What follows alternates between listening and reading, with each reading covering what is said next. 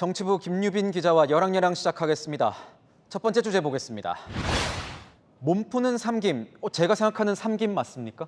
네, 한 시대를 풍미했던 정치인들, 김영삼, 김대중, 김종필 삼김을 떠올리셨다면 아닙니다.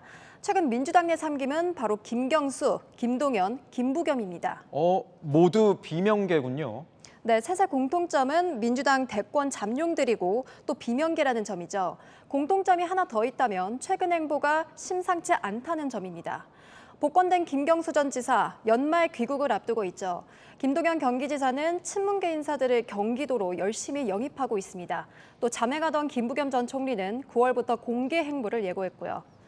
여기에 비명계 전직 의원들의 모임도 하나 결성됐는데요.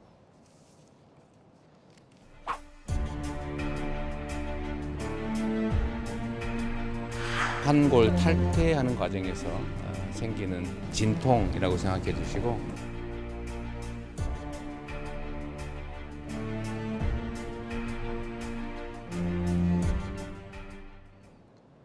삼김을 구심점으로 해서 비명계가 뭉치고 있는 겁니까?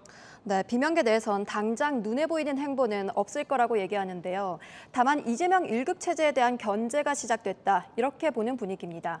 비명계에선 이재명 대표의 1심 선고가 있는 10월이나 대선 후보 경선 이 두 시점을 분수령으로 꼽습니다. 다만 비명계 내에서도 1심 선고 뒤에는 오히려 친명계가 결집할 수 있는 만큼 올해 당장 활동하기는 쉽지 않을 거란 목소리도 나옵니다. 그러면 이재명 대표 측 반응은 어떻습니까? 네, 이재명 대표 측은 김경수 전 지사 복권을 환영하며 당에서 역할을 해달라고 했죠. 곧 김동연 경기지사도 만날 거라는데요. 은근한 견제가 아닌가 싶어서 제가 친명계에 물어보니 이재명 체제가 워낙 견고해서 견제 대상은 아니라고 했습니다. 좀 지켜봐야겠군요. 두 번째 주제 보겠습니다. 국회가 보이는데 석 달 만에 무슨 일이 있습니까? 네, 22대 국회가 문을 연 지 석 달이 되어 가는데요. 처음으로 민생 법안들이 처리될 것 같습니다.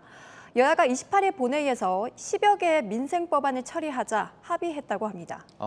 왜 아직까지 민생 법안 하나 처리를 못한 겁니까? 네, 22대 국회는 개원식도 열지 못할 정도로 여야 대치가 극심했기 때문이죠. 탄핵소추안이 가결되었음을 선포합니다.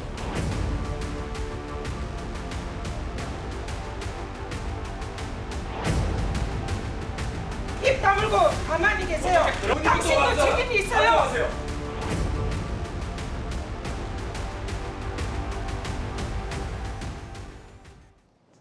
그래도 이번엔 여야가 국민들 눈치를 좀 본 모양이네요. 그렇습니다. 여야의 첫 합의 법안은 바로 전세 사기 특별법인데요. 지난 국회에서 대통령이 거부권을 쓰고 폐기됐는데 여야 정부가 절충안을 만들었습니다. 그런데 양육 의무를 이행하지 않은 부모의 상속권을 제한하는 일명 구하라법 같은 대부분의 민생 법안들, 여야가 이견이 있다기보다는 정쟁에 밀린 것들이 많았습니다.